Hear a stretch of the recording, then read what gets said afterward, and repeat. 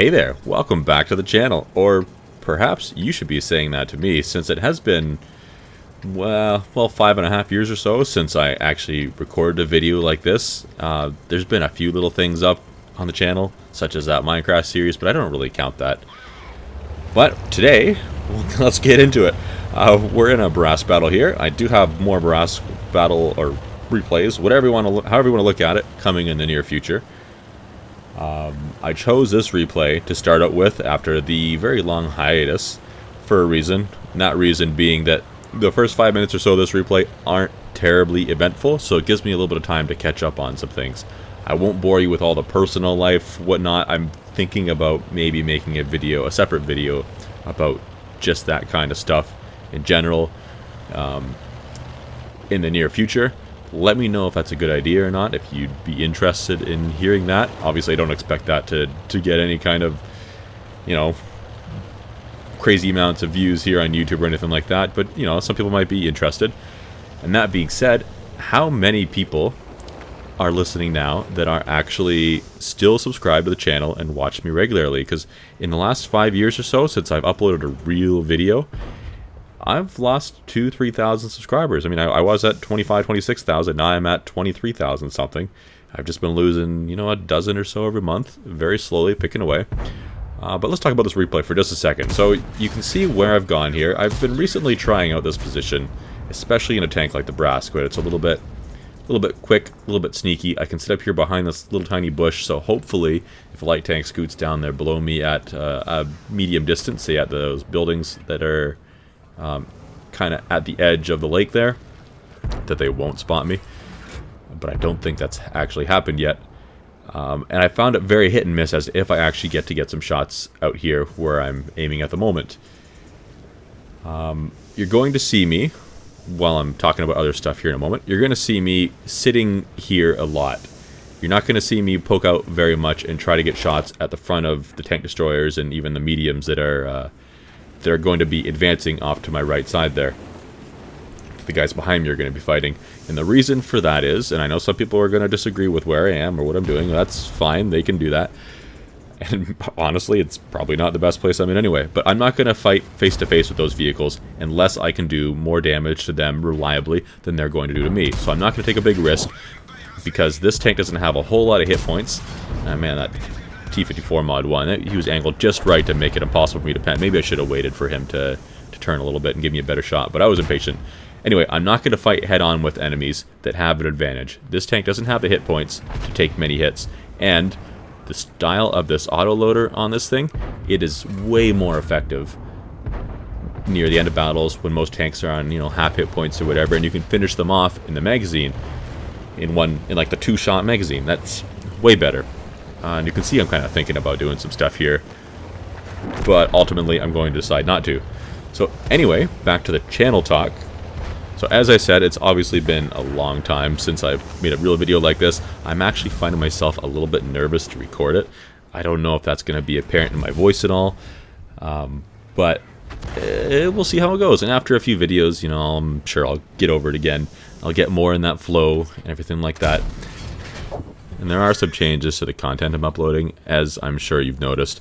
I'm playing on a very widescreen monitor. This is a 21:9, so it's a 3440 by 1440 resolution, which I completely understand is going to be difficult for a lot of people to see. I might make some changes. We'll see. Let me know how you feel about that. I know that, yeah, it's going to be hard to read a lot of these HUD elements if you're playing on, say, like an 1820 by 1080 monitor. We'll see how things work out. I said we'll see like 6 times, I feel like.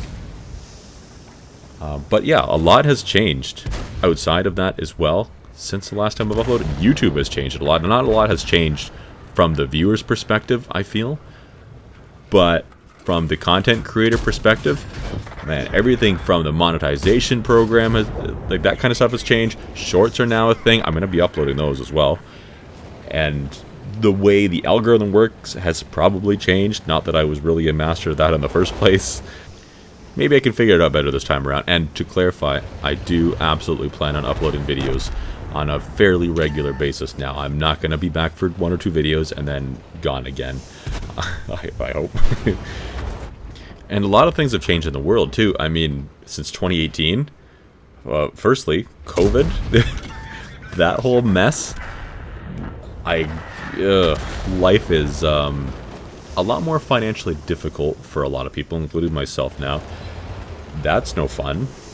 And on that note, the monetization program I mentioned, yeah, I'm not even a part of that anymore. I don't make money on YouTube at this point.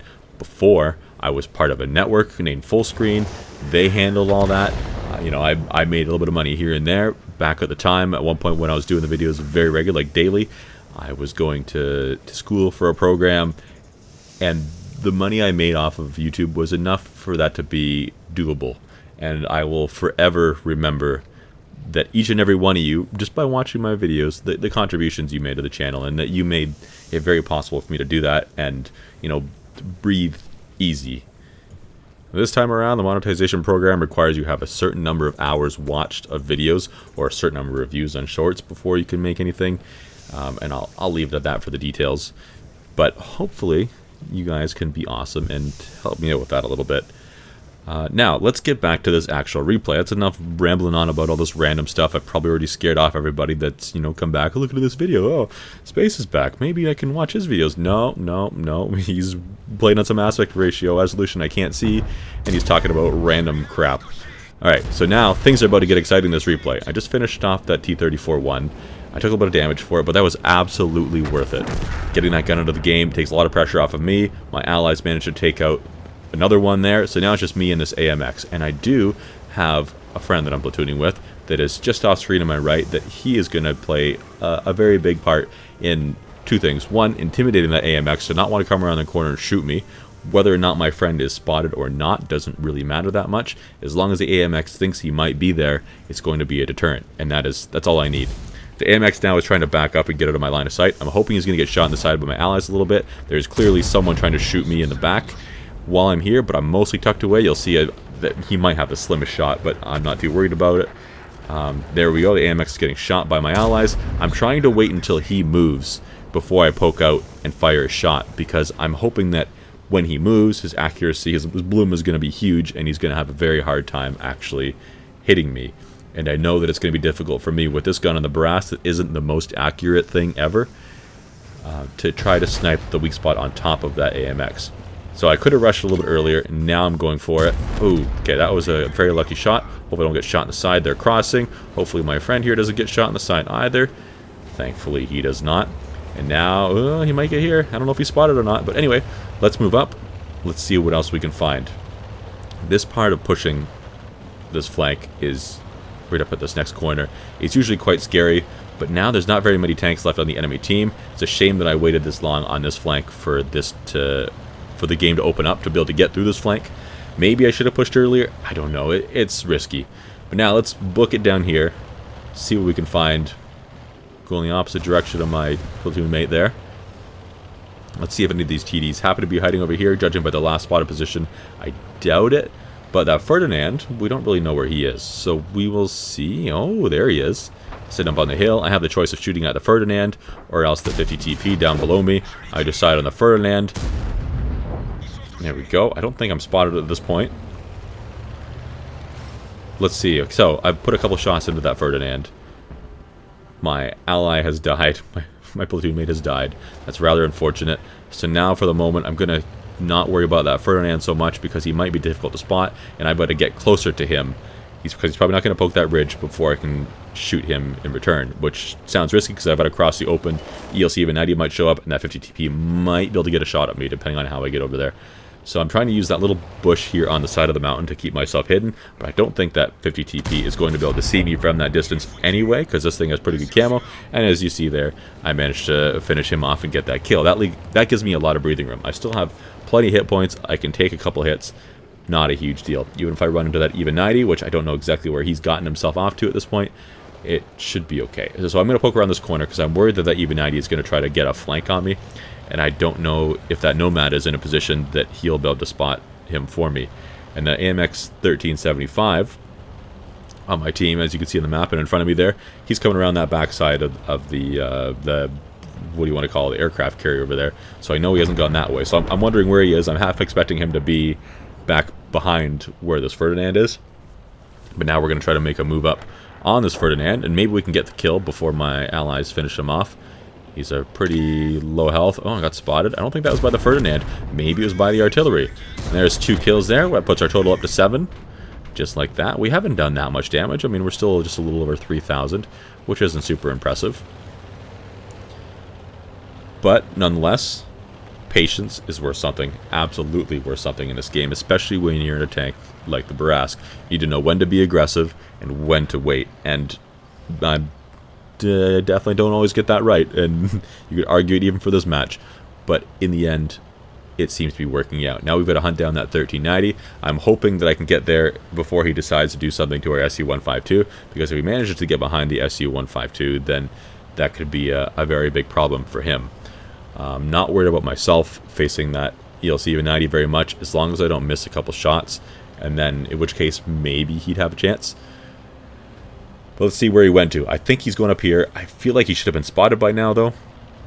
So I'm kind of wondering maybe he went through this bush right in front of me here and made a break through our base and is looking for our artillery or something. But no, there he is. I'm not going to aim that shot. I fire it. Somehow it manages to hit. And we'll finish him off and get our 8th kill.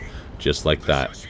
There we go. With only a little bit of kill stealing from our teammates. Managed to get ourselves 8 kills. 4,000 damage just about. And overall, a pretty good feeling game. I told you the first half was going to be a little bit slow. But then we got to the second half there and things really did pick up. But that's it for today, guys. I'll be back very soon, next few days, with another video. I hope you enjoyed. I hope you stick around, resubscribe if you left, stay subscribed if you didn't. Appreciate your support either way. See you in the next one.